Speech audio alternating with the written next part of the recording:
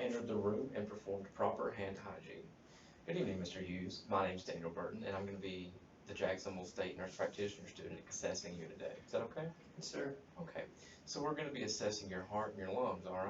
All right. All right. So for this, to be able to properly assess you, I'm going to have to ask you to take your shirt off, okay?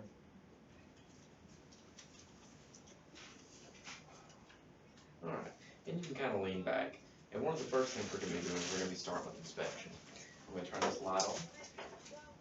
And during this inspection, I'm going to be noting the landmarks, the sternal line, the epigastric area, the apex of the heart right here, the midclavicular line, the axillary line, okay? All right, so there's no thrills or heaves present upon inspection. It's kind of hard to estimate the heart rate right now because it's hard to see the PMI. So we'll be doing that later during auscultation and palpation, okay? All right, so I'm going to go ahead and turn this off, and I'm going to ask you to lay back for me. All right. All right, now I'm going to be palpating and listening to your heart, okay? So I'm going to start with palpation, and I'm going to take a moment to assess your heart rate, okay?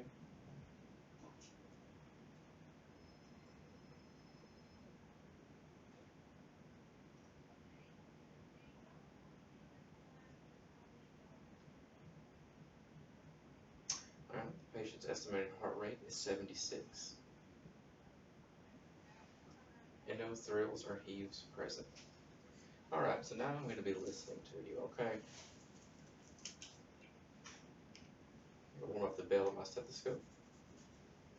All right, so I'm going to start at the apical, which is the second intercostal space right at the sternal border. We're going to pulmonic, which is the second intercostal space left of the sternal border. Irvis point, which is the third intercostal space left of the sternal border.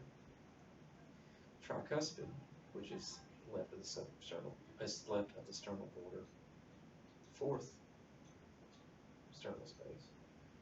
And then the mitral, which is the fifth intercostal space left of the sternal border. All right, and now I'm going to be switching to the bell to listen for murmurs. It kind of helps us hear them better, okay? We're going to be starting again with the aortic, pulmonic,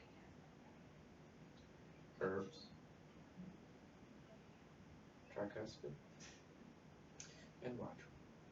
All right, now I'm going to ask you to lay on your left side real quick. I'm going to listen to the mitral area one more time. Okay, thank you. S1, S2 heart sounds heard. No S3, S4 murmurs or splitting noted. Okay. All right, so now we're going to be moving into the lung assessment, okay? So I'm going to start with inspection. The landmarks I'll be using for this are the trachea, the substernal notch, the angle of Lewis, and the costal angle, okay? And we're also the apex of the lungs are here, and if you lean your head forward a little bit, the C7T1 is about where the apex of the lungs is on the back. All right, so it's noted that the chest expansion appears to be symmetrical. There's no auditory wheezes or stridor present. The diameter and shape of the chest are appropriate. There's no accessory muscle use. So now I'm going to move to your back, and I'm going to be placing my hands on your back. Okay, take a breath for me. And out. All right, chest expansion is symmetrical. All right, so now I'm going to be placing my hands on her. First, put your arms across your chest like this. I'm going to palpate the back, feeling for crepitus. Okay, no. And now I'm going to do the front. No crepitus. All right, now so I'm going to be placing my hands on your back, and I'm going to ask you to say the words 99. 99. Again. 99. Again. 99. Okay, good. All right, so now we're going to be moving into our percussion and auscultation portion, okay? I'm going to start with your front and work to the back.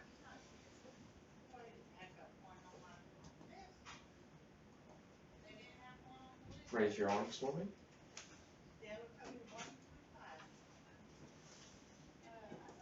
Okay. And now we're gonna be moving to the back, okay?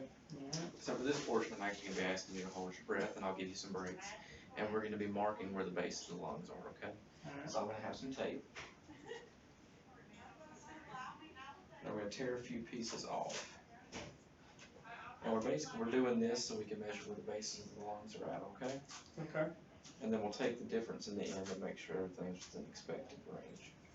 Alright. Take a deep breath for me.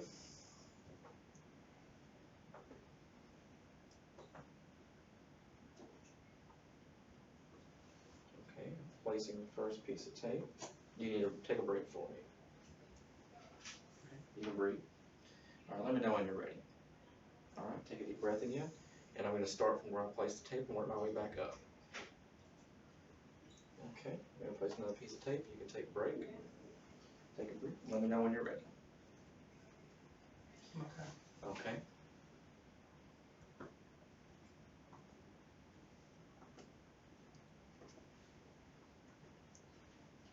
Okay, I'm going to place a piece of tape. You can take a breath and let me know when you're ready. Right. Alright, we're going to start from the bottom and work our way up again. Take a deep breath. Okay, I'm going to place a piece of tape. You can breathe normally now, okay? Alright. And now I'm going to be measuring with my ruler. Expected findings should be 3 to 5 centimeters. And you are at 3 and about 2.5, so that's within the expected range. I'm going to remove the tape now, okay? Alright, so while I'm back here, I'm going to go ahead and listen to your lungs. I'm going to ask you to take some deep breaths, okay? Alright. Take a deep breath for me. Okay. Again. Again. Again. Again. And again. Alright, I'll give you a quick break. Let me know when you're ready. Okay, raise your arm for me. Deep breath. Okay. And deep breath. Okay. Deep breath. Deep breath. Again. And again. Alright, we're almost done. Now I'm going to ask you to say Mickey Mouse. Mickey Mouse. Again. Mickey Mouse.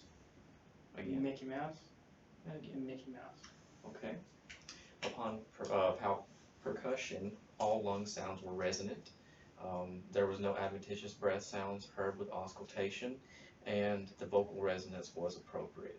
Is there anything else I can do for you right now, Mr. Hughes? No, sir. Do you have any questions for me? I don't. All right, thank you. Thank you.